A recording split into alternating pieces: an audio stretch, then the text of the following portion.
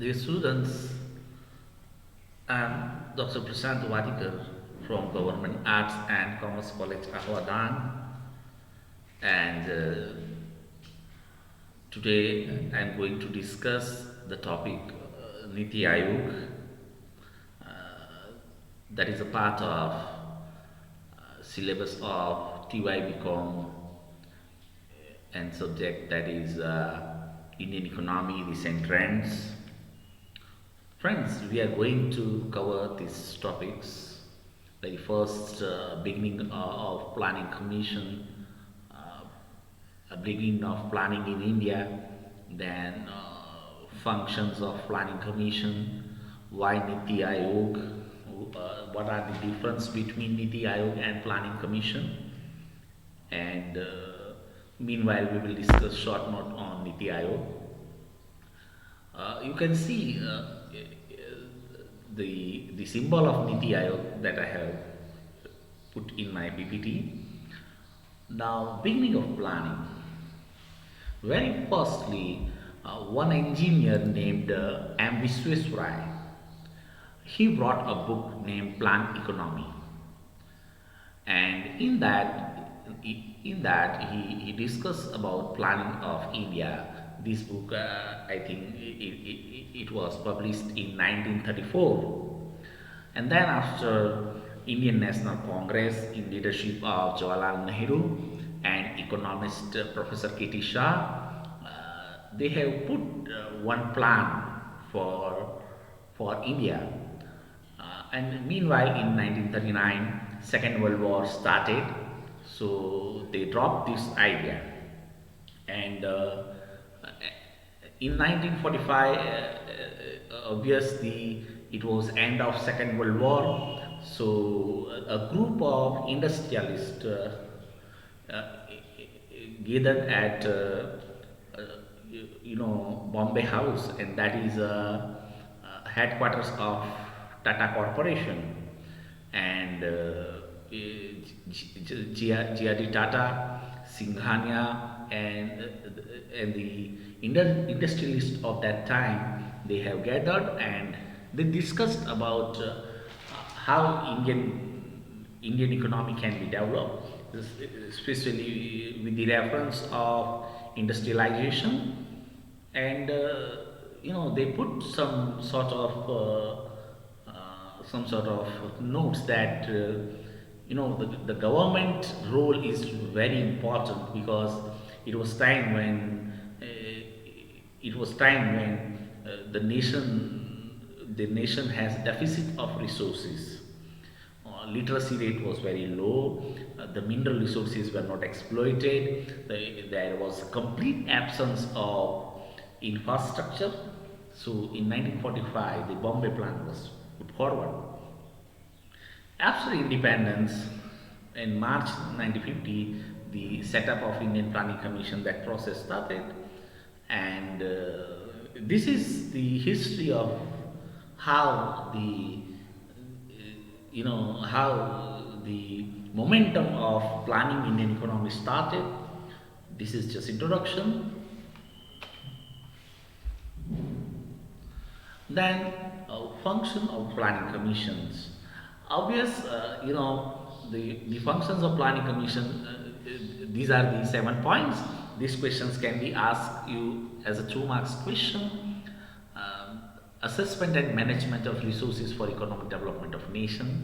जो राष्ट्र के संसाधन होते हैं, तो वो संसाधन का असेसमेंट और उसका मैनेजमेंट, उसका व्यवस्थापन, कि संसाधन कितने हैं और कहीं उनकी कमी तो नहीं है। तो this is the first point.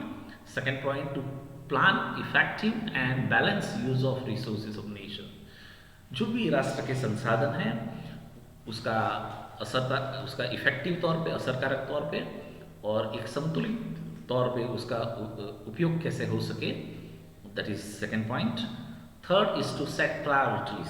obvious the resources are in deficit, so to set priorities is very important, and accordingly to allocate resources and distribute resources is also very important। तो जो राष्ट्र की प्राथमिकता है, उसके हिसाब से संसाधन है उसको कैसे उसके उसका अलोकेशन और डिस्ट्रीब्यूशन कैसे किया जाए, तो ये भी प्लानिंग कमीशन का ऑब्जेक्टिव है। The fourth one is to remove the obstacle of economic development process and जो भी राष्ट्र के विकास में जो भी बाधाएं हैं उसको कैसे दूर किया जाए, and to generate conducive environment for growth and development, और जो आर्थिक वृद्धि और विकास के लिए एक बेहतर माहौल बनाया जाए, conducive social environments, conducive economic environments. So that is your point number 4. Point number 5 saying to implement the plan at various stages and to take necessary decisions and make adjustments. जो भी प्लान बनाया जाएगा उसको कैसे implement किया जाएगा, उसको अमल में कैसे लाया जाएगा, और उस अमलीकरण की प्रक्रिया के दौरान हर स्टेज पे जो डिसीजंस लेने होते हैं और जो एडजस्टमेंट्स करने होते हैं, तो that is also task of planning commission. 6 point to evaluate the plan at various stages to provide necessary recommendations. Obvious, जो planning commission economy Indian economy का जो साइज है, the size of Indian economy that is too huge, too big, okay. So the planning process is very complex, and that is why you need to evaluate that जो हमने plan set किया है क्या उतनी progress हुई है, और नहीं हुई है तो कमियां कहाँ हैं और उसको कैसे सुधारा जाए। And the 7th point to make necessary coordination between states and center and to take interim steps as per recommendations, और राज्य और केंद्र के बीच में कोऑर्डिनेशन बना रहे, और उसके लिए क्या ज़रूरत है ये भी एक काम है, क्योंकि कोऑर्डिनेशन वो बहुत ज़रूरी है, क्योंकि Indian economy has a federal finance structure, and in that the coordination between state and central government that is very important. Now why NITI Aayog and why it has replaced to planning commission, अगर इस बात पे हम देखा जाए तो in 1950 planning commission was set up through a resolution. In 1950 planning commission was set up through a resolution of Prime Minister Nehru and his cabinet. Similarly in 2014 Prime Minister Narendra Modi came, and through a resolution of cabinet they set up NITI Aayog, and by replacing earlier body planning commission को बंद कर दिया गया, और यहाँ नीति आयोग जो है उसका फुल फॉर्म है national institute for transforming India, जो एक नया भारत का निर्माण जो हमारे माननीय प्रधानमंत्री का सपना है उसको साकार करने के लिए ये नीति आयोग की स्थापना की गई। नीति आयोग का ये क्यों प्लानिंग कमीशन नहीं काम आया? Because the planning commission enforce its plan to states, whereas Niti Aayog is just advisory body. जो प्लानिंग कमीशन था वो अपने जो प्लान थे, अपने जो आयोजन था उसको राज्यों पे ला देता था, उसको एनफोर्स करता था, उसको कंपल्शन देता था, जबकि नीति आयोग वो सिर्फ सलाह देता है, उसका काम सिर्फ सोचना है। Here we need to think that when planning commission was set up, it was set up in different background, because that was time where it was time just after the end of 2 world wars. तो पूरा दुनिया जो था, the world, it was a kind of destroyed, and 1/3 population of world they were facing extreme poverty, और India got independence just few years before of set of planning commission. Bharat की आज़ादी भी कुछ ही साल पहले हुई थी, तो हमारे जो संसाधन थे उनकी बहुत कमियां थी. There was deficit of resources, and literacy rate, it was just literacy rate was male literacy was 24%, female literacy was 8%, maybe overall literacy just near about 14%. तो हमारी लिटरेसी काफ़ी कम थी, संसाधन नहीं थे, there was complete absence of infrastructure, the nation was in extreme poverty. So and that is why we have quite, our economy was quite socialist economy. हम समाजवादी विचारधारा से बहुत प्रभावित थे. That time India had good relationship with Russia and Russia was socialist nation. So हमारा भी झुकाव जो है वो समाजवाद की तरफ था, क्योंकि the kind of situation India has, and that's why planning commission used to enforce plans. जबकि नीति आयोग का जब सेटअप हुआ है, the situation has changed and now it is working as just advisory body. वो हम बाद में भी डिस्कस करेंगे. और जो the NITI Aayog it is inclusive participatory में मान रहा है, और where states and union territories have active participation which provide a kind of autonomy. तो यहाँ एक तरह का स्वायत्तता मिलती है, ऑटोनॉमी मिलती है, ये कहा गया है. Even in composition of governing body, states and union territories are given enough space.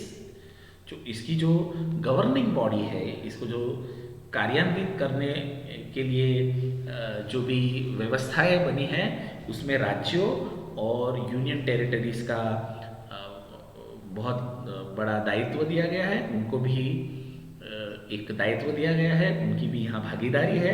So that is Y नीति आयोग जो है ये लाया गया है, क्योंकि राज्यों को और यूनियन टेरिटरीज को जो इंक्लूड करके जो डिसीजन मेकिंग की प्रोसेस करनी है, इसीलिए नीति आयोग की स्थापना की गई है, ऐसा सरकार का कहना है.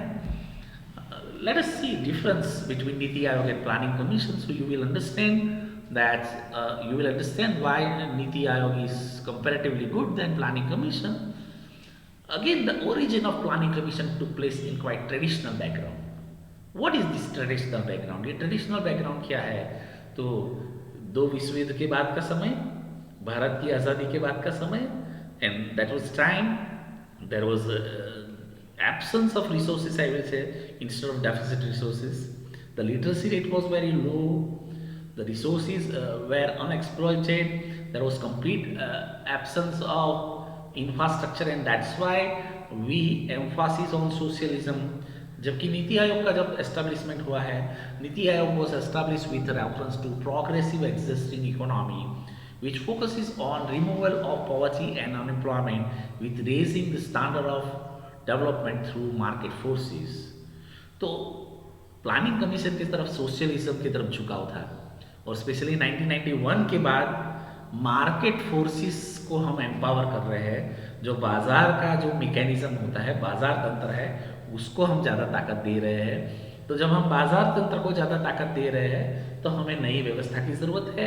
And that is why through market forces we want to remove poverty and unemployment, and we want to improve the standard of living and standard of development in India. And that because it is a kind of progressive existing economy, and that's why you require a new body, and that's why Niti Aayog is set up. आप यहाँ चित्र में भी देख सकते हैं, जो capitalism है, जो मार्केट फोर्सेस है, उसमें स्पर्धा होती है, उसमें कंपटीशन होती है, और जो अभी बाजार आपको जिस तरह से देखने मिलता है. और सोशलिज्म में कोऑपरेशन दिखता है, लोग सहकार से आगे चलते हैं. और जो रिसेंट नीतियाँ ऐसी बननी चाहिए, policy should be frame in such a manner कि what is your current scenario. तो पूरे विश्व में अभी कैपिटलिज्म और मार्केट फोर्सेस है, इस तरह की बाजार व्यवस्था है. That is why they advocate NITI Aayog over planning commission. Point number 2, the difference between NITI Aayog and planning commission में दूसरा मुद्दा यह है कि the planning commission used to submit its report to National Development Council, which includes chief minister of all states and lieutenant government of all union territories. जो राज्य है उसका मुखिया चीफ मिनिस्टर होता है, और यूनियन टेरिटरीज का मुखिया जो है वो लेफ्टिनेंट गवर्नर होता है. तो जो प्लानिंग कमीशन है वो अपनी रिपोर्ट नेशनल डेवलपमेंट काउंसिल को सबमिट करता था। आप यहाँ देख सकते हैं राष्ट्रीय विकास परिषद का एक मैंने फोटो भी रखा हुआ है। तो प्लानिंग कमीशन उसको रिपोर्ट देता था जिसमें सारे राज्यों के चीफ मिनिस्टर और यूनियन टेरिटरीज के लेफ्टिनेंट गवर्नर भी शामिल थे। जबकि नीति आयोग है, इन governing body of NITI Aayog includes chief minister of all states and LG of all union territories. इसकी तो जो गवर्निंग बॉडी है, जो जो डिसीजन मेकिंग बॉडी है, जो व्यवस्थापन, जो इसकी जो व्यवस्थापन में, जो मैनेजमेंट में जो लोग हैं, वही सारे चीफ मिनिस्टर्स और लेफ्टिनेंट गवर्नर को इसमें शामिल कर दिया गया है। तो ये एक बहुत बड़ा डिफरेंस है कि ये प्लानिंग कमीशन खुद पहले निर्णय करता था और बाद में राज्यों के पास जाता था। यहाँ तो निर्णय लेने की प्रक्रिया में ही राज्यों और यूनियन टेरिटरीज को शामिल कर लिया गया है। आप और इसे नाम दिया गया है टीम इंडिया। आप पिक्चर में देख सकते हैं टीम इंडिया नाम दिया गया है। इस पूरी जो कमेटी बनती है जिसमें सारे राज्य के चीफ मिनिस्टर्स और लेफ्टिनेंट गवर्नर आ जाते हैं और जो भी ब्यूरोक्रेट्स है और जो प्रधानमंत्री की लीडरशिप में काम करते हैं उन सबको टीम इंडिया नाम दिया गया है। Point number 3, the planning commission has overwhelming bureaucratic approach. वहाँ अफसरशाही ज़्यादा थी, ब्यूरोक्रेसी ज़्यादा थी। और अफसरशाही में क्या होता था, विच includes one chairman, one member, secretary and 4 full-time members, where NITI Aayog is a combination of bureaucrats and cabinet ministers। और जो प्लानिंग कमीशन में जो क्या होता था कि जो ब्यूरोक्रेट्स है और राजनेता है उसके बीच में जनता पिस जाती थी। जनता के जो मुद्दे हैं या जनता की जो आकांक्षा है, the aspirations of people, it was not given enough space। जो लोगों की आकांक्षा है उनको शायद इतनी तवज्जो नहीं मिलती थी। पर जो नीति आयोग बना है इसमें ब्यूरोक्रेट्स और कैबिनेट मिनिस्टर दोनों आ जाते हैं, तो शायद जो लोगों की आकांक्षाएं है इस पे खरा उतरेगा, ऐसा सरकार का कहना है। So they claim that it may address the aspirations of people. लोगों की आकांक्षाओं के लिए नीति आयोग खरा उतरेगा।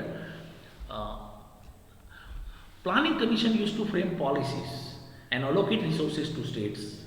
प्लानिंग कमीशन पहले खुद पॉलिसी बनाता था, फिर राज्यों को जो भी संसाधन थे वो आवंटित करता था।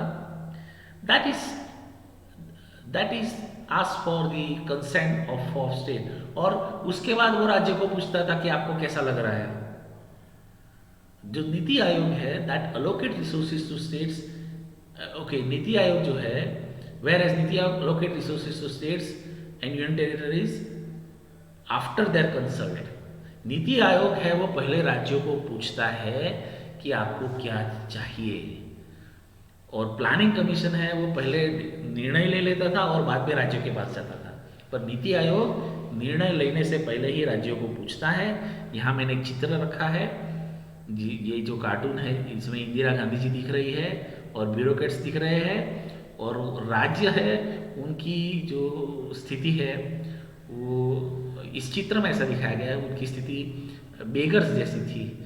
वो कटोरा लेके जाते थे कि भाई हमें हमारे संसाधन दो। और यहाँ एक चित्र है, ये सतीश आचार्य का चित्र है जो जीएसटी व्यवस्था के लिए कार्टून है कि यहाँ भी स्थिति ऐसी है कि 5% जीएसटी, 12% जीएसटी, 18% जीएसटी, 28% जीएसटी। व्यापारी को किस परसेंट जीएसटी से काटा जाए, किस रेट से काटा जाए, और राज्य है वो कटोरा लेके खड़े हैं। अभी जीएसटी शेयर देना सरकार ने राज्य को कहा है कि हम आपको जीएसटी शेयर नहीं दे सकते, आप लोन लो, क्योंकि कोरोना की वजह से सरकार के पास संसाधनों की कमी है। तो जस्ट ये कार्टून है, पर ये कार्टून जो है वो ये प्लानिंग कमीशन और नीति आयोग का जो फंक्शनिंग है उसको बहुत अच्छी तरह से प्रेजेंट करते हैं। मे भी आपको ये भी पसंद आएगा। फिफ्थ पॉइंट है, planning commission was empowered to allocate resources for various schemes of states and centre. Planning commission क्या करता था, राज्य और केंद्र की जो भी स्कीम्स होती थी, जो भी उनके प्लान्स होते थे, उसके लिए संसाधन देता था। NITI Aayog is just think tank. NITI Aayog का काम पैसा देना नहीं है, पैसा अलोकेट करना नहीं है, उसका काम सोचना है। जस्ट सोचो कि कैसे अर्थतंत्र बेहतर हो सकता है।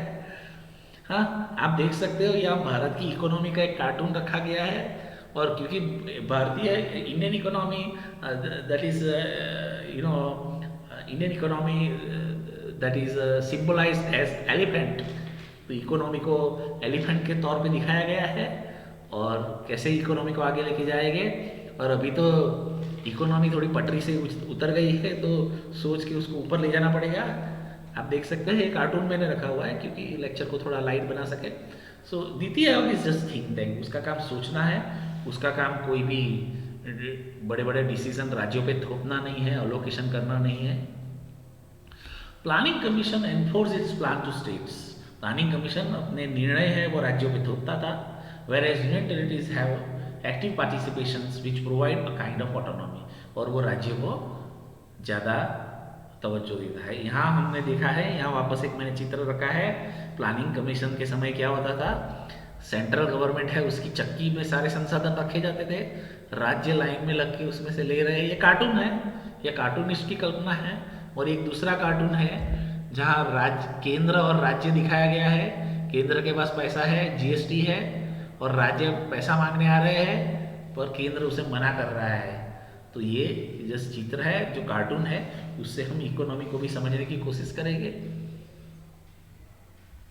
ऑब्वियस नीति आयोग के जो द 7 पिलर्स जो है, that NITI Aayog will work for pro people, लोगों के लिए काम करेंगे, जनता के लिए, pro people, pro activity, participation होगा, एम्पावरिंग होगा, इंक्लूजन ऑफ ऑल होगा, इक्वालिटी होगा, ट्रांसपेरेंसी होगा। तो these are the 7 pillars. Very first pro people, लोगों के लिए। सेकंड प्रो एक्टिविटी, सिर्फ कागज पे काम नहीं करना, जमीन पे काम करना है।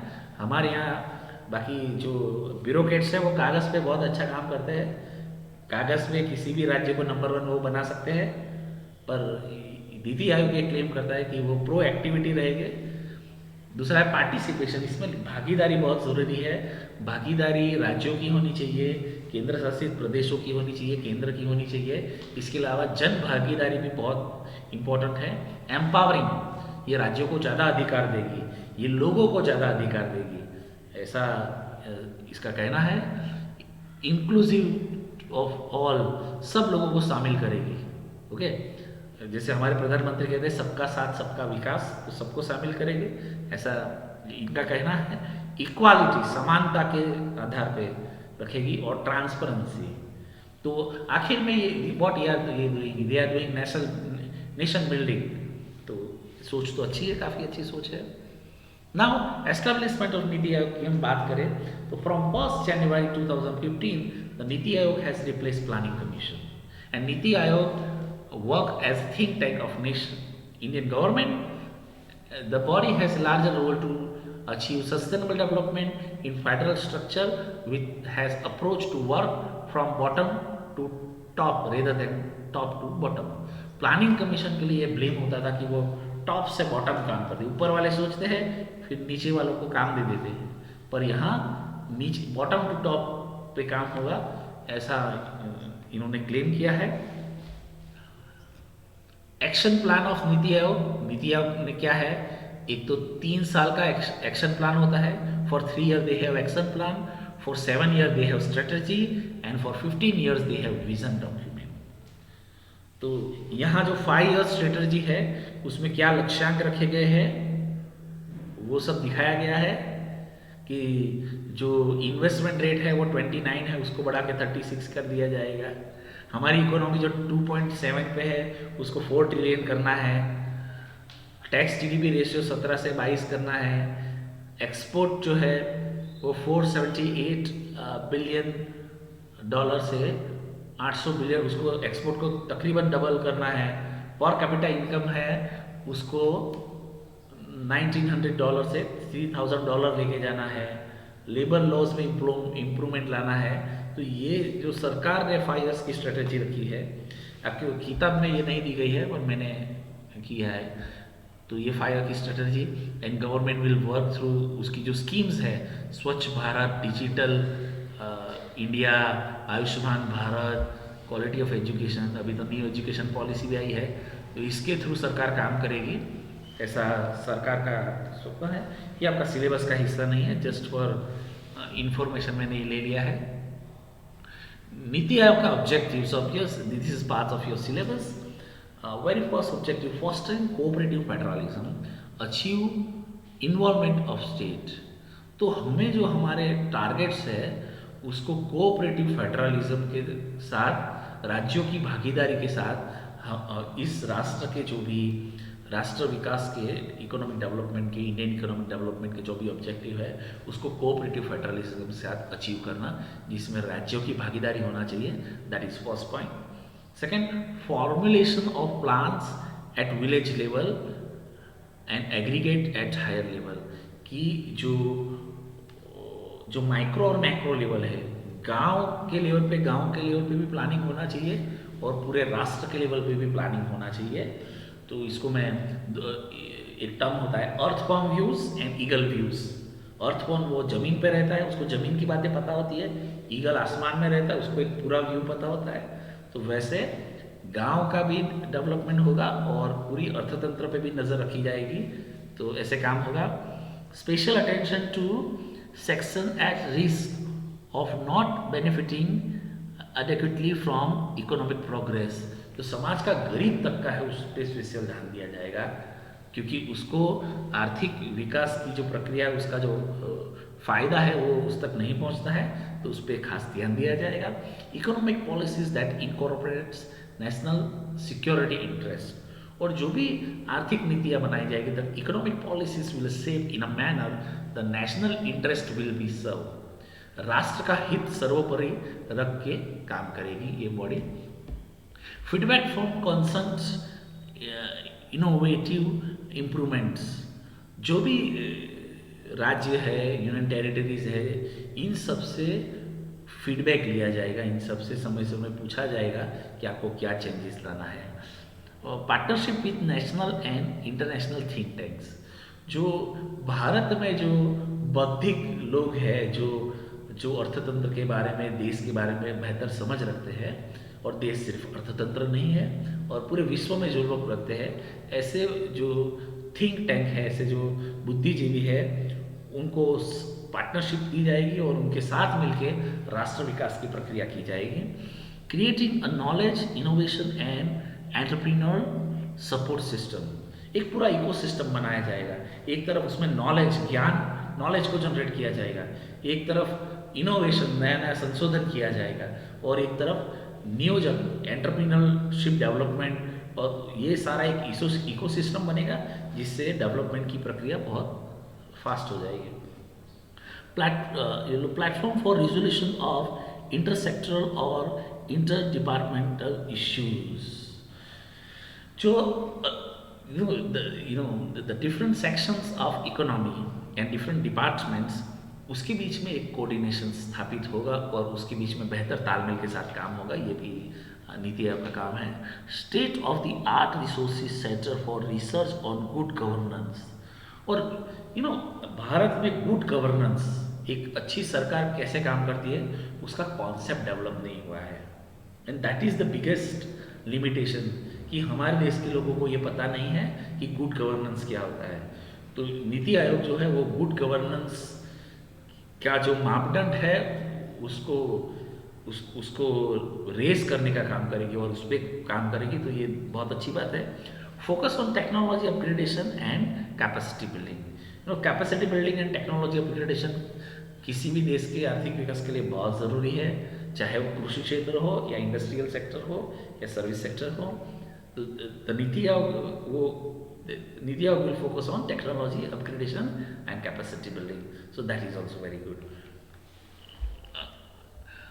ये जो गवर्निंग बॉडी ऑफ नीति आयोग है, जिसमें चेयरपर्सन में हमारे prime minister, honourable prime minister Shri Narendra Modi ji है, वाइस चेयरपर्सन में डॉक्टर राजीव कुमार है, फुल टाइम मेंबर में वीके सारस्वत, रमेश चंद, वीके पॉल है, एक्स ऑफिस मेंबर्स में 4 मिनिस्टर्स को शामिल किया गया है, जिसमें हमारे डिफेंस मिनिस्टर राजनाथ सिंह, हमारे होम मिनिस्टर अमित शाह जी, हमारे फाइनेंस मिनिस्टर निर्मला सीतारमण जी और एग्रीकल्चर मिनिस्टर नरेंद्र सिंह तोमर, इनको इसमें शामिल किया गया है। इसके अलावा स्पेशल इन्वाइटीज में नितिन गडकरी जी को शामिल किया गया है, तवरचंद गहलोत को शामिल किया गया है, पीयूष गोयल है इसमें, राव इंद्रजीत सिंह है, और चीफ एग्जीक्यूटिव ऑफिसर के तौर पे जो है वो श्री अमिताभ कांत का इन्वॉल्वमेंट है। और नीति आयोग का ये विजन, स्ट्रेटेजी और एक्शन प्लान आप इसकी स्क्रीनशॉट लेके समझ लीजिएगा। तो friends, this is the end of lecture. Especially from English medium students, I got overwhelming response, and that is why I have put this video. I'm thankful to students of KBS College, और मुझे are के देसाई से भी Vinita madam का भी message आया था और मुझे काफ़ी अच्छा लगा कि उन्होंने मेरे काम को अप्रिसिएट करा। So in future I will prepare few videos, not all videos but at least few videos, so I can help them. इतना ही मटेरियल है, किताब में बार बार उसको रिपीट किया गया है, पर मुझे लगता है ये शॉर्ट नोट के तौर पे आ सकता है। तो आप शॉर्ट नोट के तौर पे जब लिखे तो आपको क्या लिखना है, इसमें आप शॉर्ट नोट के तौर पे आप जब लिखे तो आपको ये लिखने की ज़रूरत नहीं है कि भारत में प्लानिंग का कैसे बिगनिंग हुआ। हाँ, अगर ये 13 मार्क्स में पूछा जाए तो आप सब शामिल कर सकते हैं, पर 7 मार्क्स में पूछा जाए तो आप ये भी नहीं लिखेंगे, ये भी 7 मार्क्स में पूछा जाए तो ये भी नहीं आएगा, ये 2 मार्क्स का शॉर्ट क्वेश्चन है। तो 7 मार्क्स में अगर पूछा जाएगा तो हाँ, आप शुरुआत कर सकते हैं कि क्यों हमने नीति आयोग का किया, फिर इस पे नहीं जाएंगे। 7 मार्क्स में पूछा जाए तो पहले आप लिखोगे कि नीति आयोग का एस्टेब्लिशमेंट कब हुआ, फिर उसकी ये 3 स्ट्रेटजी लिखोगे, नीति आयोग का ऑब्जेक्टिव्स लिखोगे, नीति आयोग का ऑब्जेक्टिव्स लिखोगे। उसका इसमें गवर्निंग बॉडी में पूरा समझाने की ज़रूरत नहीं है, पूरे नाम लिखने की ज़रूरत नहीं है, सिर्फ 1 chairperson, 1 chairperson that is prime minister, 1 vice chairperson, 3 full time members, 4 x officer members, 4 special invitees, 1 chief executive officer, इसका इनका नाम याद रखोगे तो चलेगा। और उसके बाद आप थोड़ा बहुत समझाओगे कि नीति आयोग क्यों प्लानिंग कमीशन से अच्छे हैं, जो मैंने 6 पॉइंट रखे हैं। That is enough in short term. तो स्टूडेंट्स, इन्फॉर्म मी ये लेक्चर आपको कैसा लगा। अगर आपकी कोई रिक्वायरमेंट है तो भी आप मुझे आपके टीचर्स के थ्रू इन्फॉर्म कर सकते हैं। Thank you friends, I am very happy for you. Thank you once again, I will put my video. Thank you very much.